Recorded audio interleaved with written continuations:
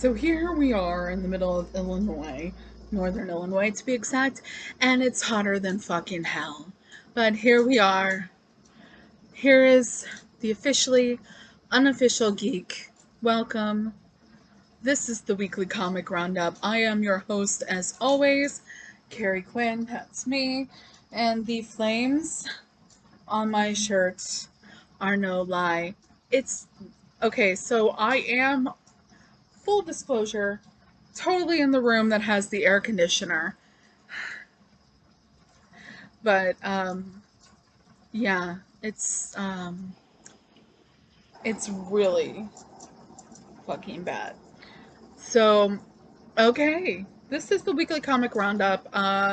Just taking a look at some of the things like, you know, views and everything like that on YouTube. I've got kind of an idea to do something. So here's the thing. I'm going to tell you guys right now that there are three comics that I'm going to do comic spotlights on, and I'm not really going to talk about them all that much in this video, but I am going to tell you that if you are looking to hear about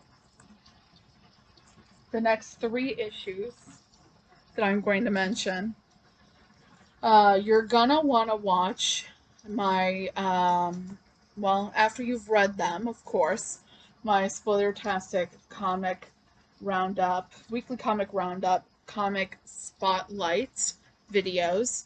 I'm going to be doing one for Miss Harley Quinn. I'm going to be doing one for Robin that came out this week, Robin 5. And I'm going to be doing one for the Top Father here, King Spawn. So those are the books that I'm going to be doing a spotlight on. That video is going to be Spoilertastic Spotlight. Those basically are our comics of the week. We've got three of them. So there's some good stuff there, and we're going to talk about it and talk about how each of them affected me and made me feel fun. And anyway, so I had a lot of stuff happen this week, and we had a lot of comics to go over. I gotta do like more videos talking about stuff that I did this week. Okay, so like seriously, just give you guys kind of a overall encompassing idea of what's going on. So you guys, if you've been watching my videos regularly, you know that we were fostering a kitten. The kitten got placed in his forever home this past Wednesday. So that was hard, but also great at the same time.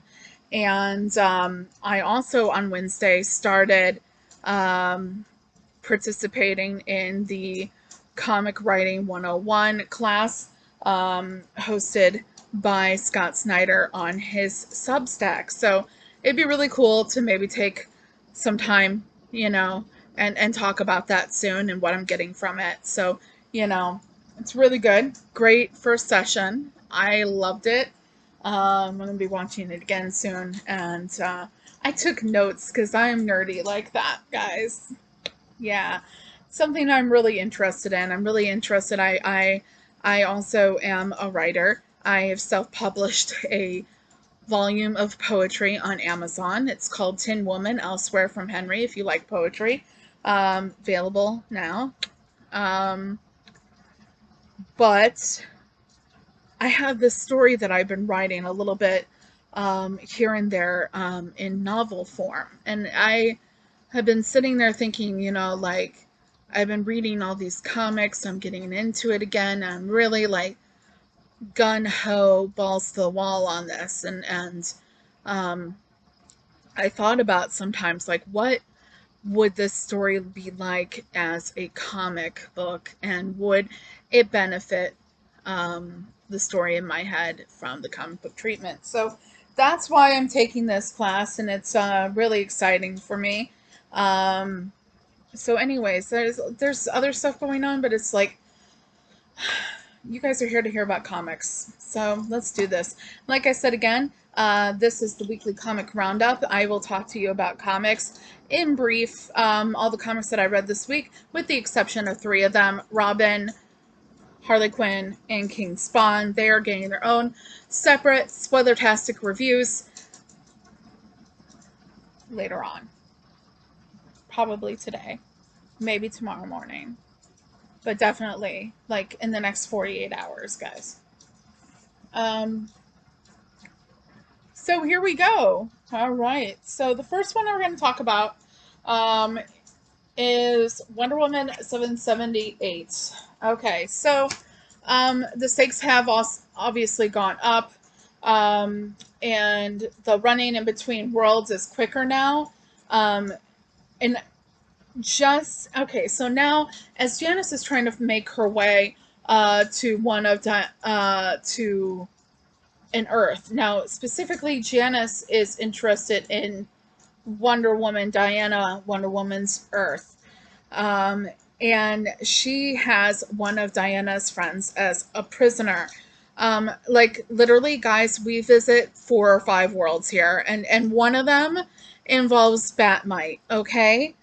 Yeah, they go to the 5th dimension, and they hang out with Batmite. Wow. Okay, so this has really been going on for a while, and the problem is like you had this really interesting storyline where you had like a number of issues that were taking part in Asgard, where Wonder Woman had lost her memory and she's trying to figure out everything, and then she becomes kind of a labor negotiator for the Valkyries. And then you also have like a number of issues like that, just dealing with what she's doing with Asgard. And then you have a couple issues where she's dealing with just Olympus. And then there starts like quicker and quicker and quicker, and everything's going quicker and quicker. And you're wondering what's so special about just Diana's Earth, because like Janice ended up on Earth 11, and that didn't work out too well for her. And so now she's gonna just go out, mostly because I think she was too like focused on getting to Earth Prime, Earth Zero, and it's just weird. And here we get to the point where we're in the 5th dimension. We're in the Phantom Zone. The Phantom Zone occurs here. We're in a prehistoric world, and so many. And now it seems like, you know, she's on to another one, and it's like, okay, so I figure maybe this is trying to speed up things, because we do have in October the overall mega Wonder Woman anniversary celebration month for the 80-year anniversary of Wonder Woman. So we get a new cliffhanger. And I'm just wondering, like, how quickly are we snowballing here? Is this like an avalanche? It's gonna all just come tumbling down at a certain point? Because I gotta tell you guys, Wonder Woman pissed. Okay, so the next issue I'm gonna talk to you guys about is Action Comics 1034. This is another one. So, Superman Primo, that is Clark Kent, as I referred to him. Superman Primo is pissed off and has had enough of your shit, okay? The Atlanteans and the U.S. Navy are in a standoff over this fragment, and nobody is listening to reason, and Superman creates a barrier, like an ice barrier between the two, and makes a decision that I think, honestly, when reading it, you get to the point where you're like, shouldn't there have been like some like higher stakes here? It just seemed kind of like, oh, we knew he was going to do this. We knew somehow he was going to probably end up doing something like this, but it just didn't quite strike us I think it didn't quite strike us in the way that it should have. That's just my opinion. We've been on this roller coaster now for a while. Superman comic has switched over to being, you know, central on Jon. Even though I was under the impression Superman was gone at that point in Superman, Son of Kal-El, but we'll get to that in a moment.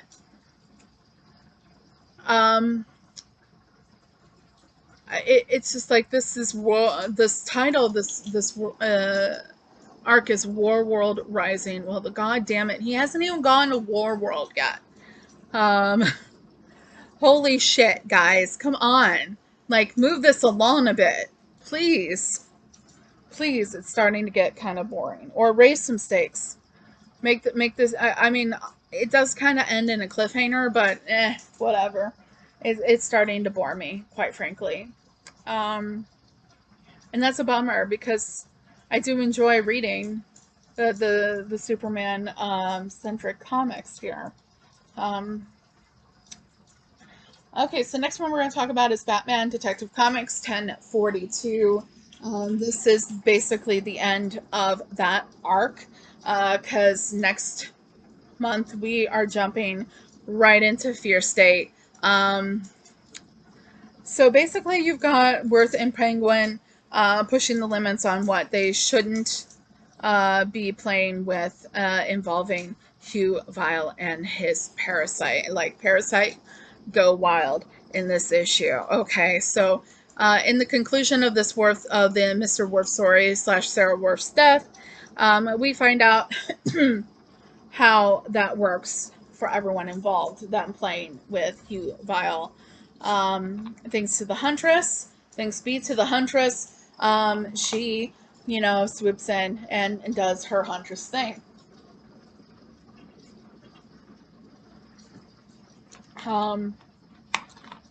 Yeah, so Huntress is pretty fucking cool. And that's really all I gotta say about that. It ends, we're moving on to Fear State. Thank you, Jesus. Let's move on. We have a second tale that I did read because it does involve Jason Todd. It is the second part of the Deb Donovan story. The Deb Donovan team up is starting. And they are, Deb is in the hot pursuit of the story behind the stolen bodies at the morgue. This is all leading up, of course, to the Task Force Z title coming very soon. So be on the lookout for that. The next issue I'm going to talk to you about is another Superman issue, but also with your main man, Lobo. Haha. This is a Black Label book, and it was fun. Book 1 of the series, Superman versus Lobo. It's a very, very limited series. I believe it is only 3 issues. 3 or 4, something like that.